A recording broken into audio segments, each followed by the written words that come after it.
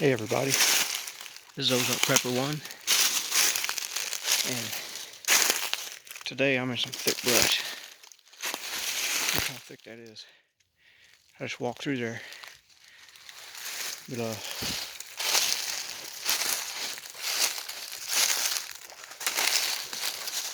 whether you live in an urban environment or in the country, find you a path and always have a place to go to.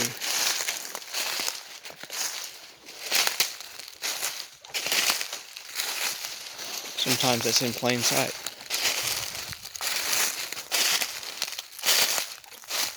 But I'm on top of a hill. That's a creek down there.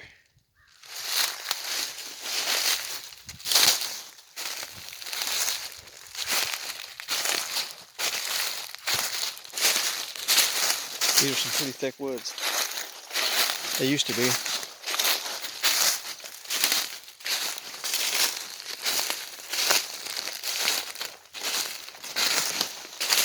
Now we're on a path that I made years ago.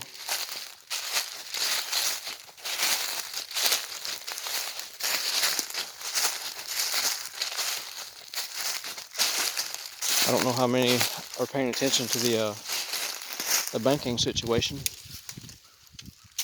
For those that have been keeping up with things the past 20 years, especially since 2008, we knew it's going to happen. And something may happen, something may not. They could be just tinkering with our minds, trying to get us alarmed to see how we react. Kind of a beta test.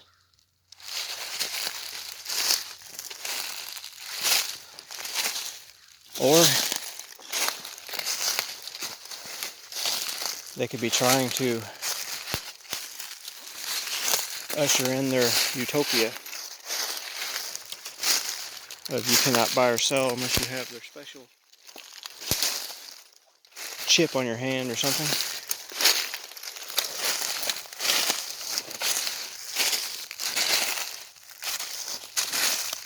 Sometimes they'll throw these little panic moves out to get the little people to move their money.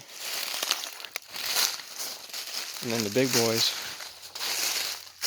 will gobble it all up and then really crash it right after. And then the little people will panic some more. And then they'll get the rest of it. The rich people will get the rest of the little people's money the second time they panic.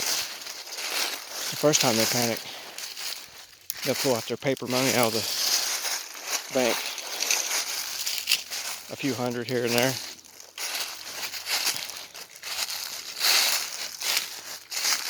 The second time they panic, they'll sell their assets. And when they sell their assets, that's when the rich people will act and they'll buy those assets. And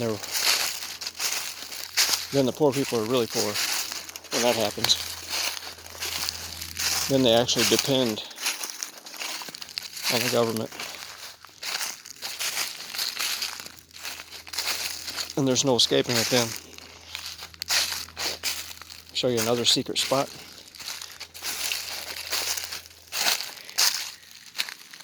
That's pretty thick. Those are cedars.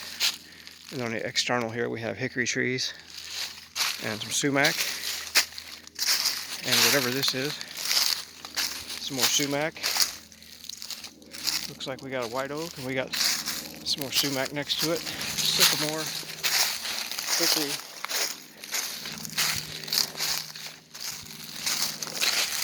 Here we go, we're back on the path.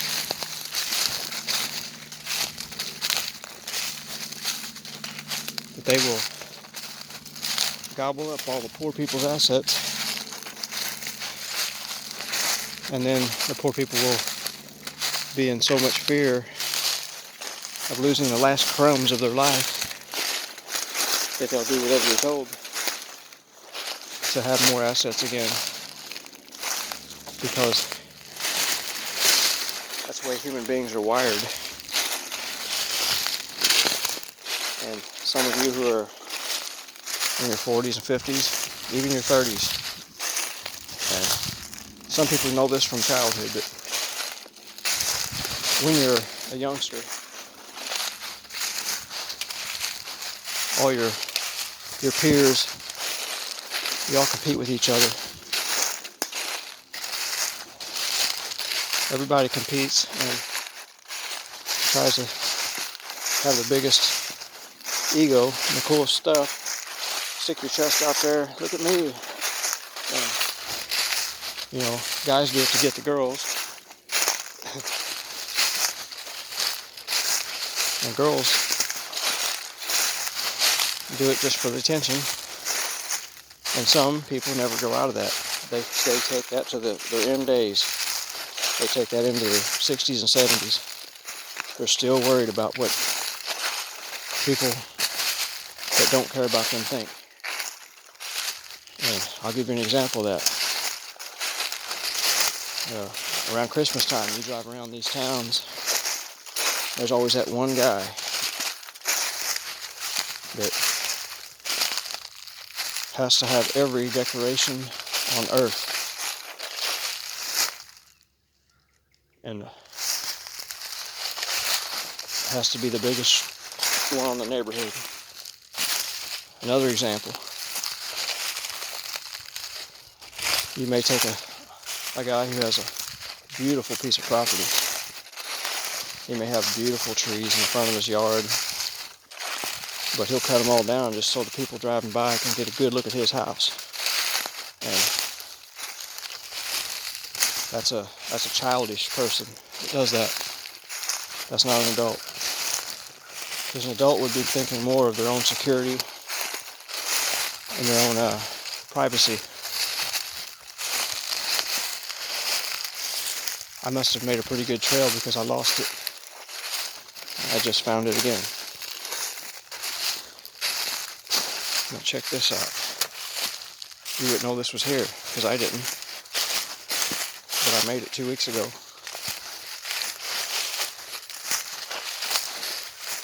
And we're going down a steep hill right now.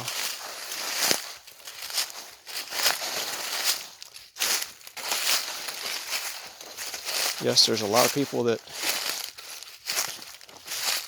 don't really have a lot of money, but they want everybody to think they do. So they'll go out and buy the nicest vehicle they can possibly get a loan for. And they'll risk everything for that little bit of attention they think they're going to get. Which the only place they would get it would be the grocery store or the car wash. And it's limited. That attention will be gone.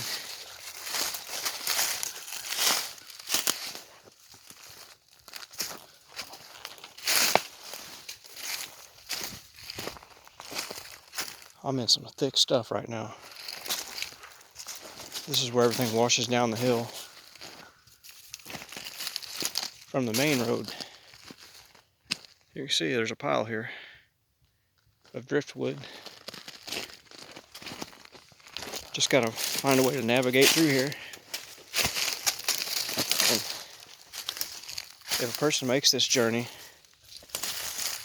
a couple times a week, pretty soon it gets beaten down enough to where you can see it but no one else can. Which I couldn't imagine walking through this in the summer without some kind of bug repellent.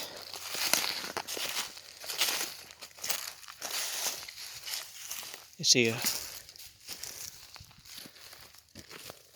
this is where a neighbor did some digging. But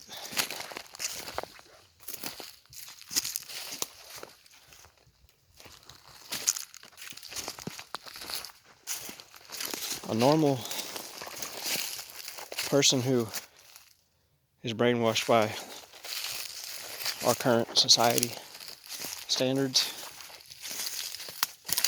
first thing they would do is see this, and they would find a reason, an excuse to cut all this down. Not thinking of their own safety or their family's safety.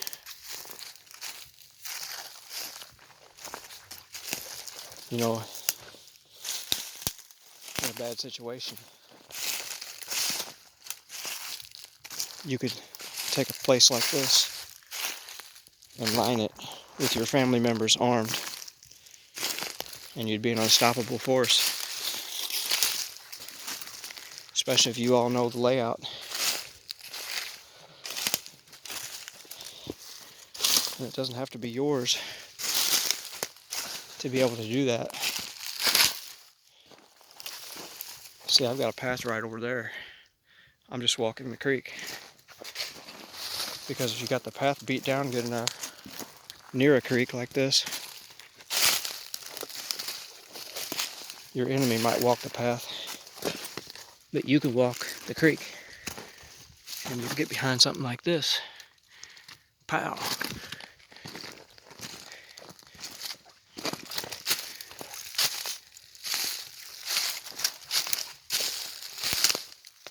And see, I'm back on the path again.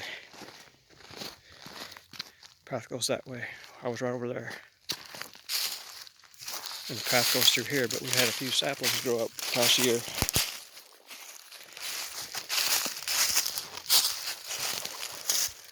This is a sycamore.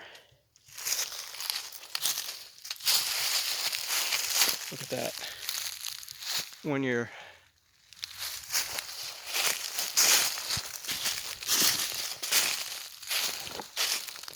Anyway,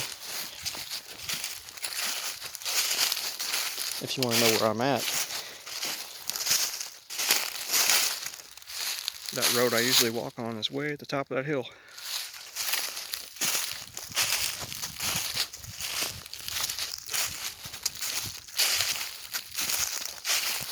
But in a grid down situation, chaos, I probably wouldn't go to a place that I go all the time and make videos about.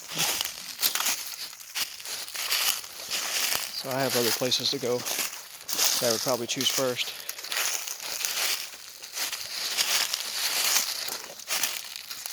But going camouflage doesn't mean hiding. It doesn't mean running away from the problem.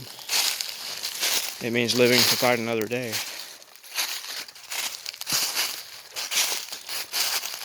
That's how we come under fire in Vietnam, according to some of my uncles and stuff that told me. Beautiful.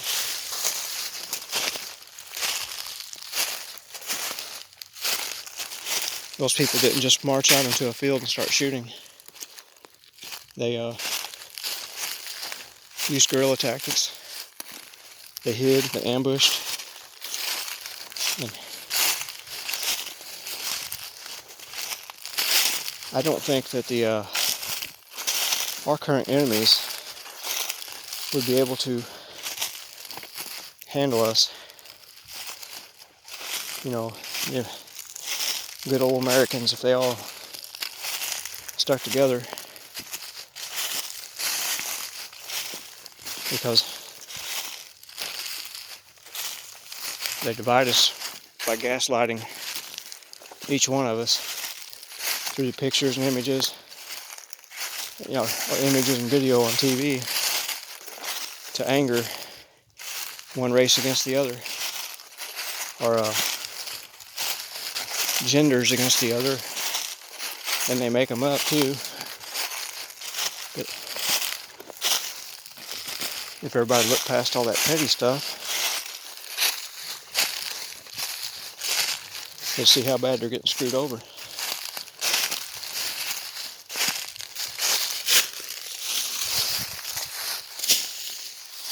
I've seen people that support the current leadership we have, and I've seen them cheer each other on and high-five each other while watching the news. now, as bad as things are, just because their team's in there, you know. And I'm not one to jump on the other team and say, well, this other team's 100% on our side too, because we might have evil heavy and evil light running the show.